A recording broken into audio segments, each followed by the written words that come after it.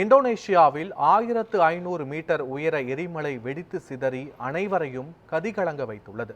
இந்தோனேஷியாவின் புளோரஸ் தீவுகளுக்கு கூட்டத்தில் அமைந்துள்ள பாலி தீவில் அமைந்துள்ள 500 மீட்டர் உயர லியோப்டி என்ற எரிமலை அவ்வப்போது வெடித்து சிதறி வருகிறது.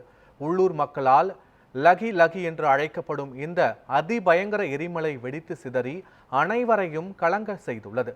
இதனால் வானில் 5000 மீட்டர் உயரத்திற்கு கரும்புகை வெளியேறியது.